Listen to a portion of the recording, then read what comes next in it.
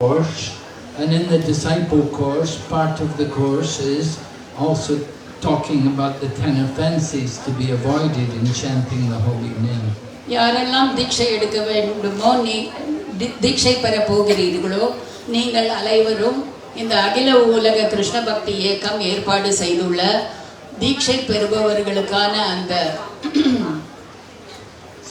முறையை நாம் கற்றிருக்க வேண்டும். அதாவது ஐடிசி ISKCON டிசைபிள் கோர்ஸ், அதில் கூட எவ்வாறு நாம் இந்த 10 அபராதங்களை தவிர்க்க வேண்டும் என்று மிகவும் விளக்கமாக கூறப்பட்டுள்ளது.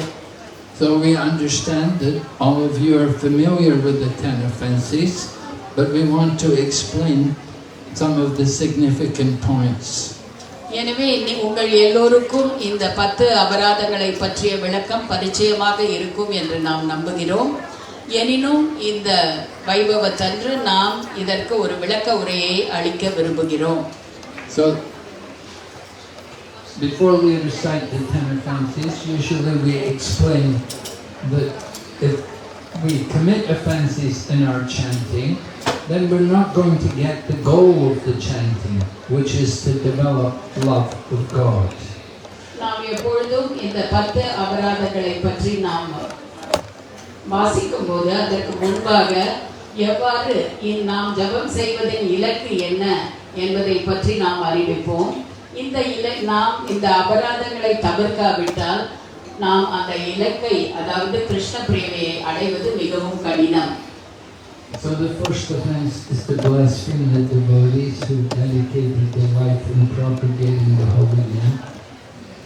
முதலாவது அபராதம் என்னவென்றால், இந்த திருநாமங்களை பரப்பும் பக்தர்களை அவதூறு செய்வது.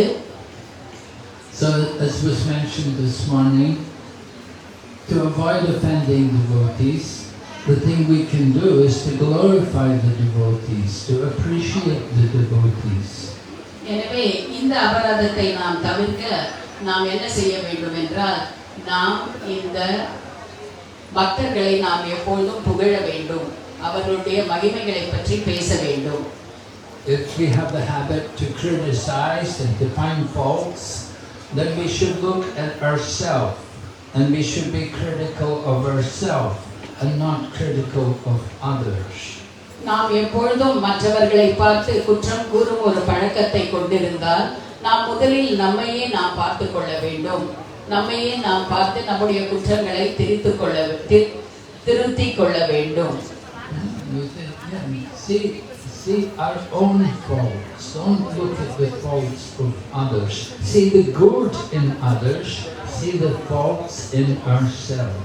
நம்முடைய குற்றங்களை நாம் முதலில் உணர வேண்டும். மற்றவர்களின் குற்றங்களை நாம் எப்பொழுதும் பார்த்து கொண்டே இருக்கக்கூடாது.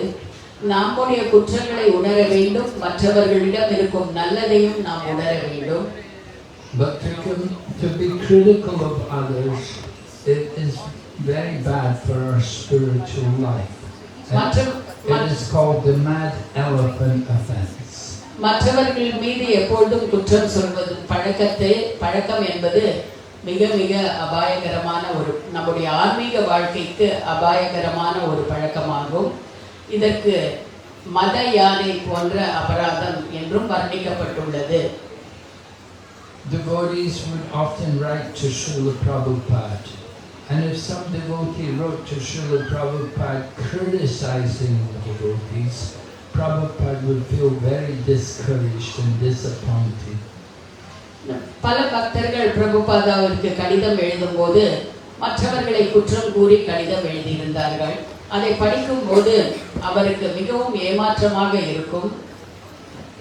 But if somebody wrote praising the devotees and talking about their good qualities, then Srila Prabhupada would be very happy and he would praise that devotee. ஆனால் அதே சமயத்தில் சில பக்தர்கள் மற்ற பக்தர்களை புகழ்ந்து அவர்களுடைய மகிமைகளை மேம்படுத்தி கடிதம் எழுதினால் ஸ்ரீல பிரபுபாதா மிகவும் ஆனந்தம் அடைகிறார். அந்த பக்தரையும் அவர் புகழ்கிறார். But the people who write criticizing, who are always talking bad things about others, Prabhupada said that is a neophyte tendency.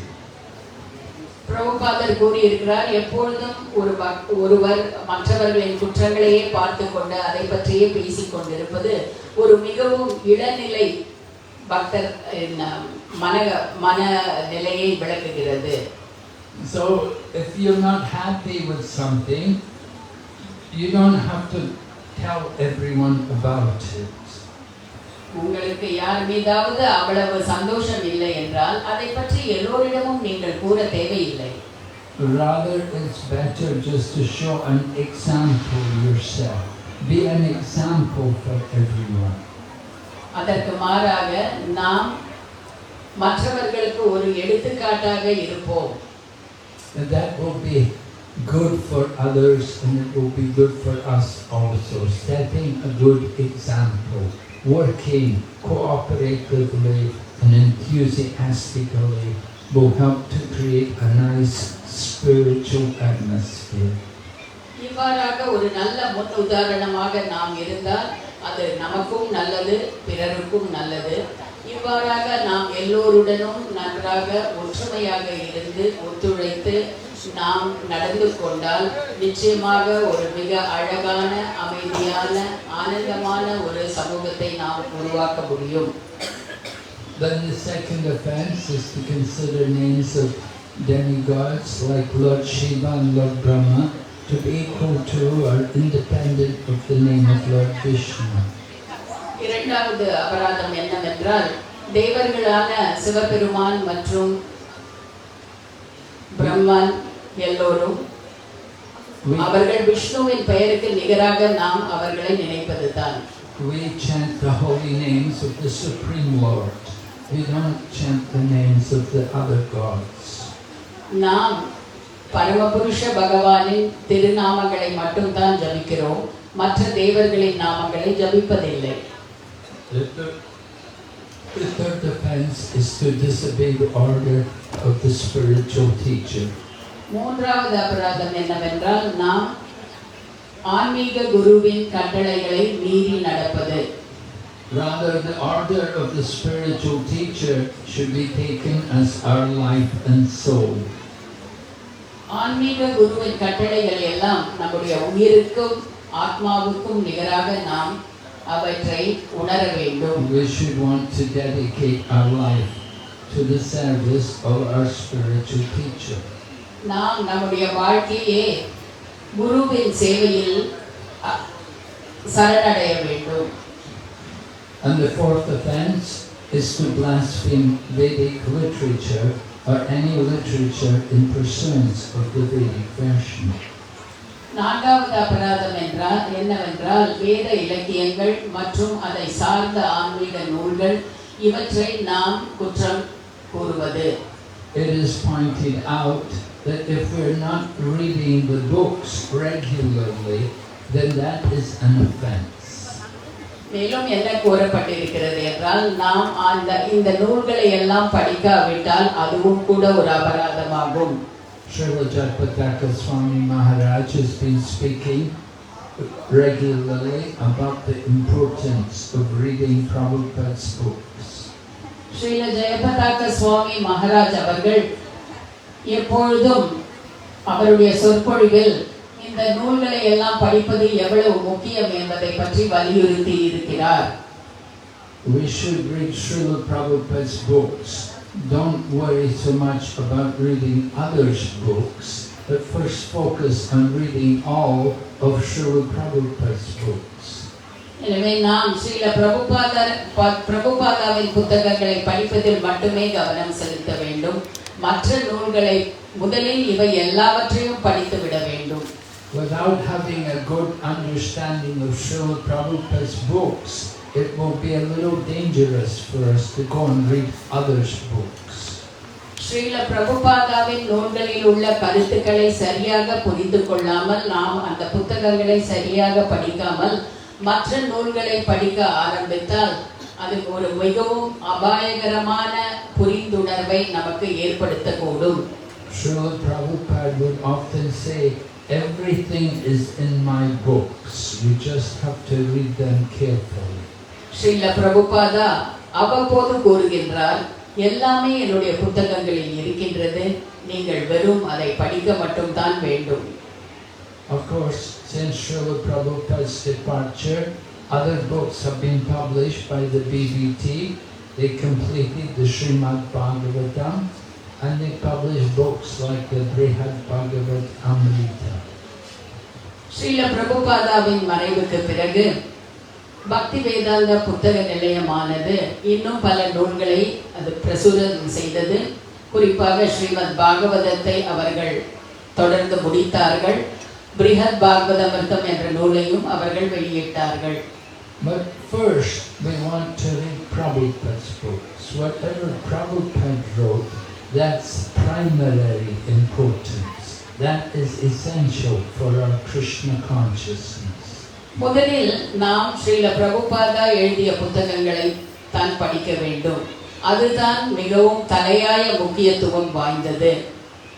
As we said, the third offense is to disobey the order of the spiritual master. And the spiritual master of all the devotees is Srila Prabhupada. எனவே நாம் முதலில் நம்முடைய ஆன்மீக குருவின் கட்டளைகளை கடைபிடிக்க வேண்டும் என்று கூறினோம். ஆனால் நம்முடைய குருக்களின் ஆன்மீக குருக்கள் எல்லோருக்கும் குருவாக இருப்பவர் Srila Prabhupada. There are more than 100 devotees giving Diksha today in the ISKCON society, and in the future there will be many more. அகில உலக கிருஷ்ண பக்தி இயக்கத்தில் 100க்கும் மேற்பட்டவர்கள் இப்பொழுது தீட்சை அளித்துக் கொண்டிருக்கின்றார்கள்.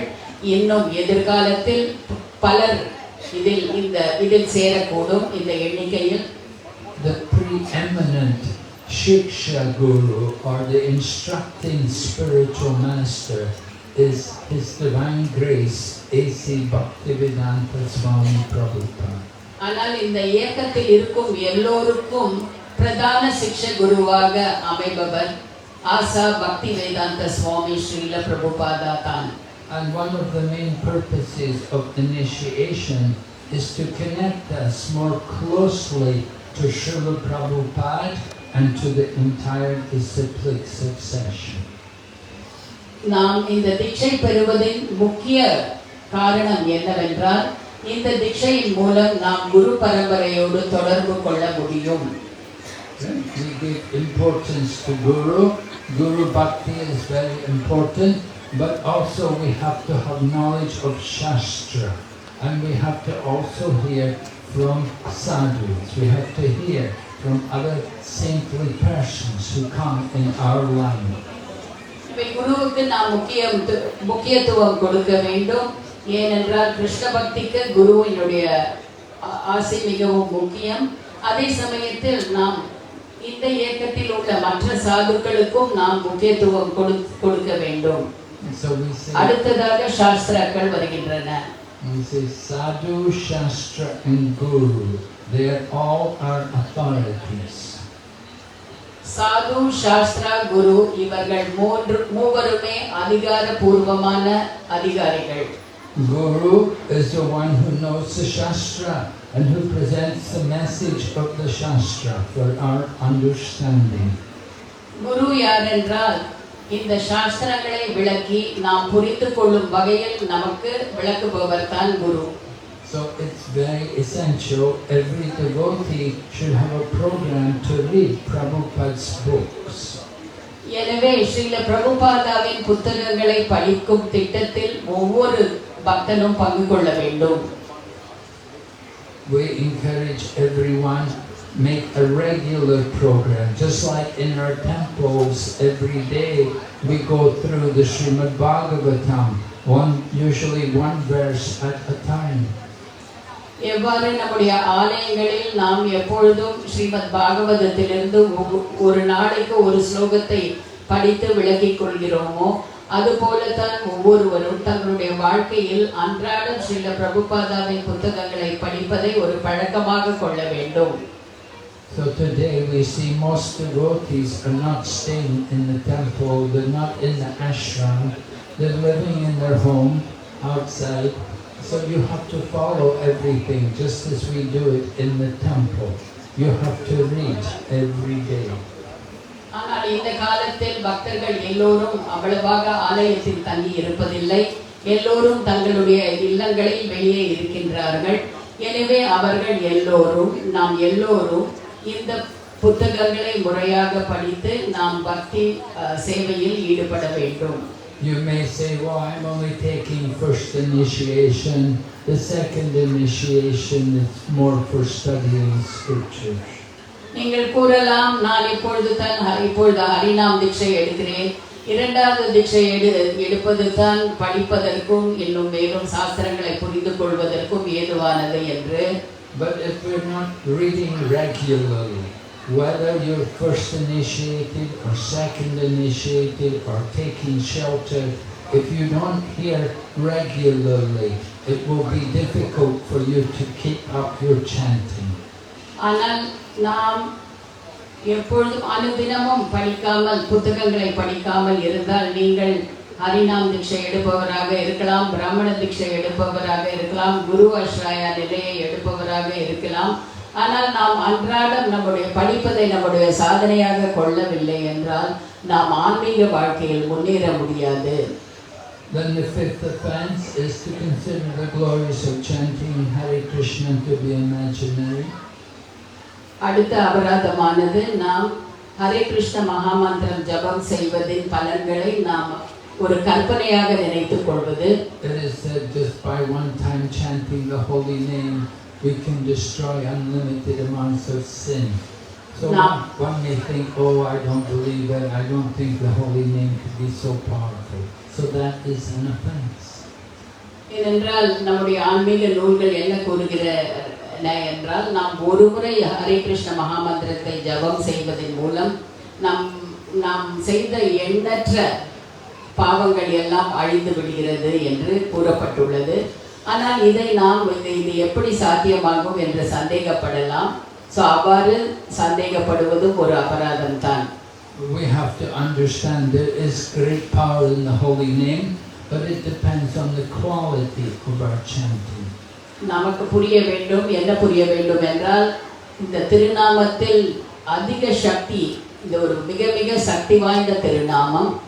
எனவே அது அந்த திருநாமத்தில் ஒன்றும் இல்லை, ஆனால் நாம் எந்த விதத்தில் ஜபம் செய்கிறோம் என்பதில் தான் இருக்கின்றது அதனுடைய பலன். Generally we distinguish three levels of chanting. There is first of all nam aparad, offensive chanting. Then there is namabas, the intermediate stage in chanting, and then there's shuddhanam, the pure name. எனவே ஹரிநாமம் ஜபம் செய்வதில் 3 நிலைகள் உள்ளன. முதலில் நாம் குற்றங்களோடு ஜபம் செய்வது, அது நாம அபராத் என்று செய்யப்படும். அதன் பிறகு நடுநிலையில் நாம பாஸ் இருக்கு. So nama aparad, we're deliberately committing offenses, we're disregarding the offenses in chanting. So நாமாபராத், நாமாபாஸ் மற்றும் சுத்த நாம நிலை இருக்கின்றது. அது தூய்மையாக நாம் ஜபம் செய்வது. எனவே நாம் இந்த நிலைகளை உணர்ந்து கொண்டு நம்முடைய ஜபத்தை நாம் முன்னேற்றிக் கொள்ள வேண்டும். However, namabas is where one is making a genuine attempt to avoid offenses. எது எப்படி இருப்பினும் இந்த நாமபாஸ் நிலையில் தான் ஒருவர் மிக சிரத்தையோடு நாம் முன்னேற வேண்டும் என்பதற்கு ஒரு முயற்சி செய்கிறார். And Haridas Thakur describes it just by chanting the holy name at namabas, then one is on the liberated platform. எனவே ஹரிதாஸ் தாக்கூர் என்ன சொல்லி இருக்கிறார் என்றால், எவர் ஒருவர் இந்த நாமபாஸ் நிலையில் இருந்து கொண்டு இந்த திருநாமங்களை ஜபித்துக் கொண்டு இருக்கிறார்களோ அவர்கள் முக்தி அடையும் நிலையில் தான் இருக்கின்றார்கள். And Shuddhanam means you come to the pure holy name, the chanting of the holy name without offense. You can understand Krishna is not different from his name. எனவே சுத்த நாம் என்ற நிலையை நாம் அடையும் போது, அதாவது மிக தூய்மையாக இந்த திருநாமங்களை நாம் எந்தவித அபராதமும் இல்லாமல் நாம் ஜபம் செய்யும் போது நாம் மிகவும் உயர்ந்த நிலையை அடைந்து விடுகிறோம். On one occasion, when Prabhupada was giving initiation, he had one of his sannyasi disciples give the lecture, and Prabhupada was listening, And the devotee said, Krishna is in his name. But Prabhupada stopped and corrected. He said, no, Krishna is his name, not different from his name. It's not that Krishna is in his name, but Lord Krishna and Lord Krishna's holy name are one and the same. ஒரு முறை ஸ்ரீல பிரபுபாதா இது போல ஒரு தீட்சை வைபவத்தின் போது இருந்தார்.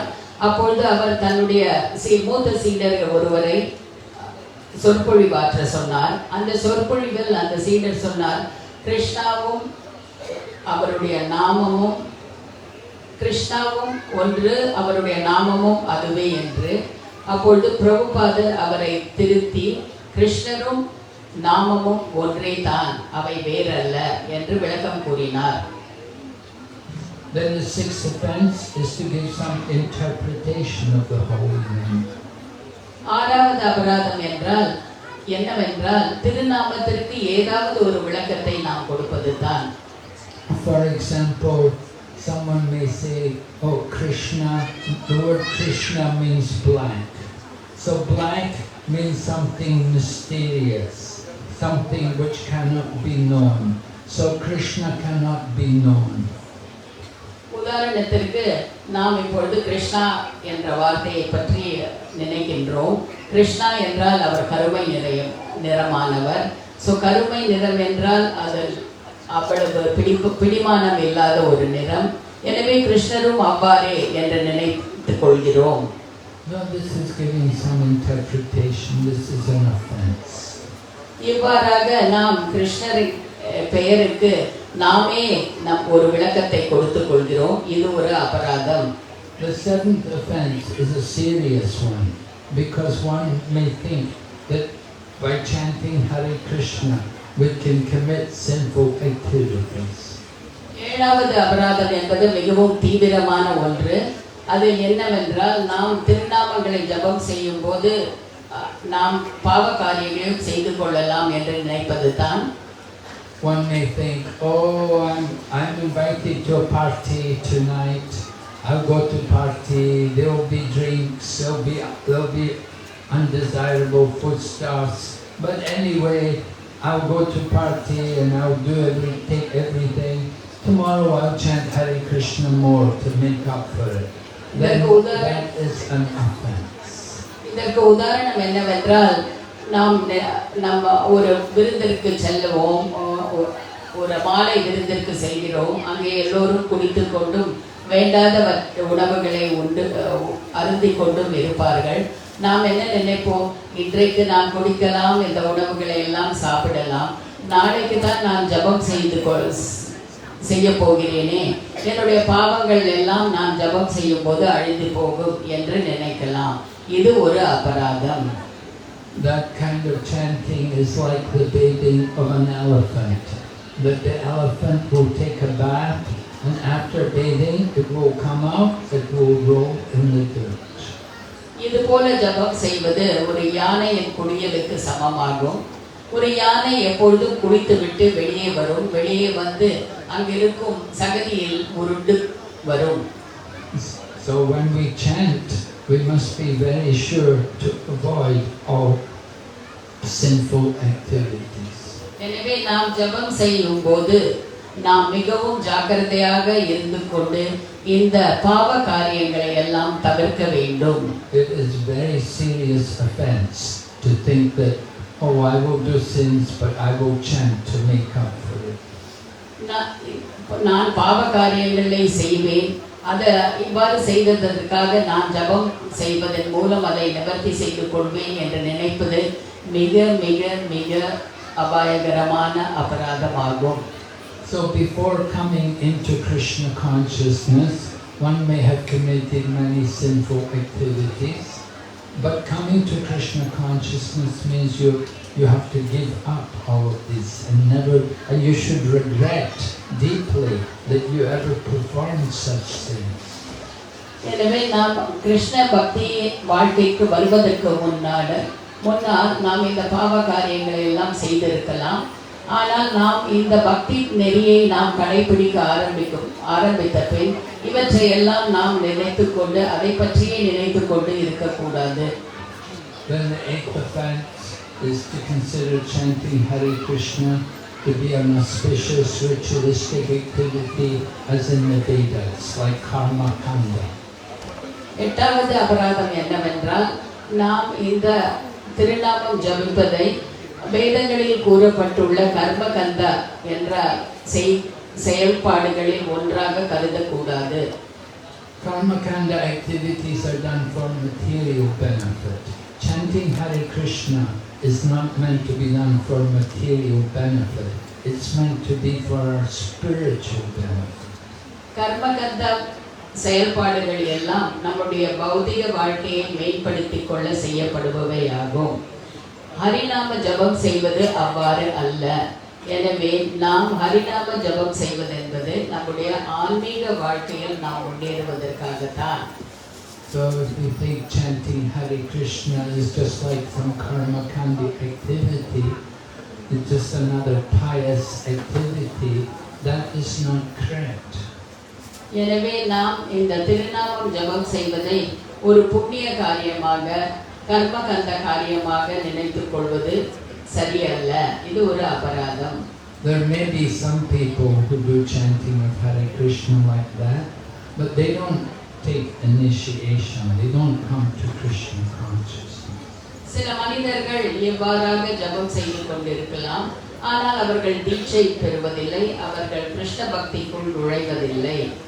We are chanting Hare Krishna to please Krishna, to develop our mood of service to Krishna. நாம் ஹரே கிருஷ்ண மகாமந்திரம் ஜபம் செய்வது நாம் கிருஷ்ணரை திருப்திப்படுத்துவதற்காக, நாம் கிருஷ்ணரின் சேவையில் ஈடுபடுவதற்காக தான். Then the ninth offense is to instruct the glories of the holy name to faithless persons. ஒன்பதாவது அபராதம் என்னவென்றால் திருநாமங்களின் மீது நம்பிக்கை இல்லாத ஒருவரிடம் இந்த திருநாமங்களின் மகிமைகளை பற்றி கூறுவதுதான். We want to create faith in people. நாம் மக்களிடம் ஒரு நம்பிக்கையை ஏற்படுத்த நினைக்கின்றோம். And we can help people to develop faith by having more kirtan and by distributing very sumptuous prasadam. நாம் பக்தர்களின் நம்பிக்கையை எப்படி பெற முடியும் என்றால் நாம் நல்ல கீர்த்தனைகள் செய்யலாம், நல்ல பிரசாதங்களை விநியோகிக்கலாம். We can explain also the basic principles of the Krishna conscious philosophy. மேலும் நாம் இந்த கிருஷ்ண பக்தி இயக்கத்தின் அடிப்படை தத்துவத்தை விளக்கலாம். We can explain the difference between the body and the soul. நாம் இந்த உடல் மற்றும் ஆன்மாக்கு உள்ள வித்தியாசங்களை நாம் எடுத்து உரைக்கலாம். And we can explain how we need to get control over our mind and senses. மேலும் நாம் என்ன விளக்கலாம் என்றால் நம்முடைய மனதை நாம் எவ்வாறு கட்டுப்படுத்த முடியும் என்பதையும் விளக்கலாம். Gradually we can introduce them to the process of bhakti yoga. மெதுமெதுவே நாம் அவர்களை பக்தி யோகத்தில் ஈடுபடுத்தலாம். And then gradually we can also explain to them how we have a relationship with the Supreme Lord Krishna. இன்னும் மெதுவாக நாம் என்ன செய்யலாம் என்றால் நாம் எவ்வாறு பரமபுருஷ பகவானோடு ஒரு உறவை ஏற்படுத்திக் கொள்ள முடியும் என்பதையும் நாம் விளக்கி கூறலாம். However, if immediately we begin to talk about the intimate pastimes of Radha and Krishna and explain that the holy name is fulfilling all our material desires, then this can lead to offenses. எனவே நாம் எப்பொழுதும் நம்முடைய பௌதிக வாழ்க்கையின் முன்னேற்றத்தில் முழுகிக் கொண்டு நாம் இந்த ஜபங்களை சொல்லிக் கொண்டிருந்தால் நாம் மேலும் மேலும் அபராதங்களை செய்ய இது தூண்டிவிடும். So we want to encourage creating faith in people, helping them to have faith by nice kirtan, let them have more association with the holy name, and let them also taste the nectar of Krishna prasadam. எனவே மக்களிடம் நாம் ஒரு நம்பிக்கையை ஏற்படுத்த வேண்டும் என்றால் நாம் நல்ல கீர்த்தனைகள் செய்யலாம், இன்னும் மிகவும் அருமையான சுவையுள்ள பிரசாதங்களை விநியோகித்து அவர்களுக்கு அர்ப்பணிக்கலாம். Then the 10th offense is not to have complete faith in chanting Hare Krishna and to maintain material attachment even after receiving many instructions in the matter. 10வது அபராதம் என்னவென்றால் ஹரிநாம திருநாமங்களின் மகிமைகளை பற்றி நன்கு தெரிந்திருப்பினும் கூட அவற்றுடைய சக்தியின் மேல் நாம் இன்னும் பலவிதமான பௌதிக ஆசைகளை வளர்த்துக் கொள்வது என்பதுதான். So material attachment is a big obstacle to our spiritual advancement. We do want to try to give up our material attachments. இந்த பௌதிகத்தின் மீது நாம் பற்றுதல் வைத்திருப்பது என்பது நம்முடைய ஆன்மீக வாழ்க்கைக்கு ஒரு முட்டுக்கட்டையாக அமையும். In order to help give up our material attachments, we have to become attached to Krishna, and we have to become attached to Krishna's service, and particularly to the chanting of the holy name. நாம் இந்த பௌதிக பற்றுதல்களில் இருந்து விடுபட வேண்டும் என்றால் நாம் முதலில் கிருஷ்ணரை வணங்க வேண்டும், கிருஷ்ண பக்தியில் ஈடுபட வேண்டும், நாம் திருநாமம் ஜபம் செய்வதில் மிகவும் கவனம் செலுத்தி அதோடு நாம் பற்றுதலோடு இருக்க வேண்டும். If we try to make advancement but at the same time we're holding on to so many material attachments, then it will be impossible to progress. நாம் ஹரிநாமம் ஜபம் செய்து கொண்டே இருந்த போதிலும் நாம் இன்னும் இந்த பௌதிக பற்றுதல்களில் இருந்து விடுபடாமல் இருந்தால், அவற்றோடு பற்றுதலாகவே இருந்தால், அப்பொழுது நாம் நம்முடைய ஆன்மீக வாழ்க்கையில் முன்னேற முடியாது. The example is given about the boatman. He had a party going to a wedding, and they asked the boatman to row the boat all night. But when they woke up in the morning, they found the boat was in the same place because the boatman had not released the mooring, the ropes which were tying the boat to the side of the river. So the boat never moved anywhere. So நம்முடைய இது எதற்கு சமம் என்றால், இதற்கு ஒரு நல்ல உதாரணம் என்னவென்றால், ஒரு திருமணத்திற்கு செல்லும் குழு ஒன்று படகில் அக்கறைக்கு செல்ல வேண்டும் என்று படகில் ஏறுகின்றார்கள். அது இரவு நேரம் இருக்கிறது.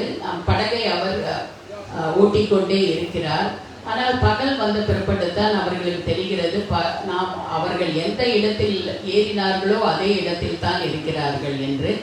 ஏனென்றால் அந்த படகை ஓட்டுபவர் அந்த நங்கூரத்தில் இருக்கும் அந்த கயிற்றை அவர் எடுக்கவில்லை.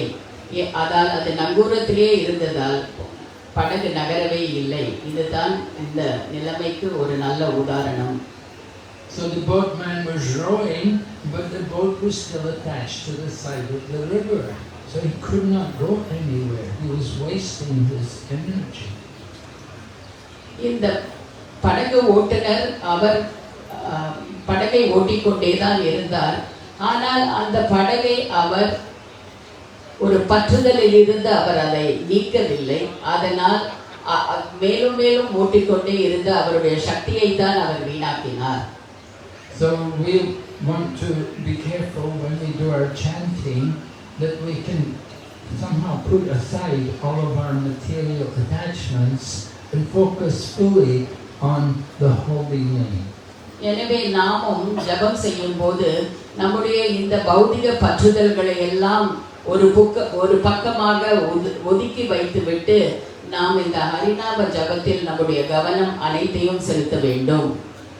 Sometimes devotees would ask, what should we think when we chant the holy name? But Prabhupada said, well, it's not a question of thinking. He said you use the tongue to chant and the ear to hear.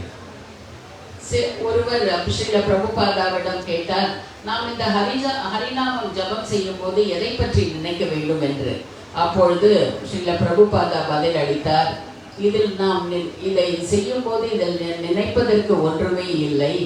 நாம் நம்முடைய நாக்கால் இந்த ஜபம் சொல்ல வேண்டும், நம்முடைய காதால் அதை கேட்க வேண்டும். So when the tongue is fully engaged in chanting, and then the ears are hearing, you conquer over the mind. The mind has to be engaged in focusing on chanting and hearing. இவ்வாறாக நாம் இந்த நாவை திருநாமம் ஜபம் செய்வதில் ஈடுபடுத்தி நம்முடைய காதுகளை அதை கேட்பதில் ஈடுபடுத்தி இருந்தால் நாம் நம்முடைய மனதை வெற்றி கொள்ளலாம். அப்பொழுது நாம் அந்த நிலையில் நிச்சயமாக ஹரிநாம ஜபம் செய்வதில் ஒரு இலக்கான கவனத்தை செய்ய முடியும். And louder chanting is also encouraged. We're not encouraged to chant within the mind. Rather, we need to hear the holy name. And you can hear many Prabhupada japa boxes are there. You can hear the recordings of Prabhupada chanting. We never saw Prabhupada sit and hold the beads with no sound. Whenever Prabhupada would chant japa, we could hear his chanting. எனவே நாம் இந்த மனதிற்குள் ஜபம் செய்வது என்பது தேவையில்லாத ஒன்று. நாம் எப்பொழுதும் சிறிது சத்தமாக நாம் ஜபம் செய்து அதை நன்றாக கேட்க வேண்டும். ஸ்ரீல பிரபுபாதா எப்பொழுதுமே இதை கடைபிடித்தார். எப்பொழுதும் அவர் உறக்கத்தான் ஜபம் செய்தார். And Prabhupada said in our chanting, we should be like a child calling for the mother. Just like the young child, when they're separated from the mother, they will call from the heart. So in the same way, we should feel also our separation from Lord Krishna. Srila Prabhupada கூறினார், இந்த ஜபம் எப்படி இருக்க வேண்டும் என்றால், ஒரு குழந்தை எப்படி தன் தாய்க்காக அழுகின்றதோ அதுபோல அந்த நிலையில் இருக்க வேண்டும் என்று. ஏனென்றால் ஒரு குழந்தை அதற்கு ஏதாவது ஒரு சிரமம் இருந்தால்தான் அது அழுது தாயை தேடும். அதுபோலத்தான் நாமும் நமக்கு இருக்கும் சிரமங்களிலிருந்து விடுபட நாம் கிருஷ்ணரை அழைக்க வேண்டும். So after reciting the 10 offenses, we also add that it is also offensive to be inattentive while chanting. இந்த 10 அபராதங்களை நாம் வாசித்த பிறகு நாம் இந்த இன்னும் ஒரு அபராதம் என்னவென்றால், நாம் ஜபம் செய்யும் போது நம்முடைய மனதை அலைய விடுவது தான். It is pointed out that from inattentive chanting, that becomes the seed of all other offenses in chanting. இந்த கவனமில்லாத ஜபம் செய்தல் என்பது நாம் மற்ற அபராதங்களுக்கு விதை விதைப்பது போல ஆகும். We have to chant with full attention. That means be careful where you try to chant, because some places you can easily be distracted. எனவே நாம் முழு கவனத்தோடு ஜபம் செய்ய வேண்டும். நாம் செய்யும் சில சமயம் நாம் செய்யும் ஜபம் செய்யும் இடமும் மிகவும் நம்முடைய கவனத்தை சிதறவிடும் நிலையில் இருக்கும். நாம் ஜாக்கிரதையாக இருக்க வேண்டும். If you're taking care of a young child, for example, it will be difficult to chant because children need your attention. உதாரணமாக நாம் ஒரு சிறு குழந்தையை பராமரித்து கொண்டு வருகிறோம் என்றால் நாம் ஜபம் செய்வதற்கு சிறிது கடினமாக தான் இருக்கும். ஏனென்றால் அந்த குழந்தையை நாம் கவனிக்க வேண்டும் என்பதால். And when we chant, you don't want to try to chant in front of a television, and similarly you don't want to be holding a mobile phone in your hand when you're chanting. இன்னும் என்னவென்றால் நாம் television முன்னாடி அமர்ந்து கொண்டு நாம் ஜபம் செய்யக்கூடாது. மேலும் என்ன செய்யக்கூடாது என்றால், ஒரு கையில் நாம் நம்முடைய தொலைபேசி, நம்முடைய கை தொலைபேசியை ஏந்தி கொண்டு மறு கையில் ஜபமாலையில் ஜபம் செய்வதும் தவறாகும். So this initiation is very important, and it's initiation into the process of devotional service, and the most important part of this process is the chanting of the holy name. இந்த தீட்சை வைபவம் மிக முக்கியமான ஒன்று. இது நாம் பக்தி சேவையில் ஈடுபடுவதற்கு முன்னோடியாக அமைகிறது. நாம் இதை சரியாக கடைபிடிக்க வேண்டும் என்றால் நாம் சரியாக ஜபம் செய்ய வேண்டும். So it's up to each of you who are being initiated how much See how seriously you practice this chanting of the holy name.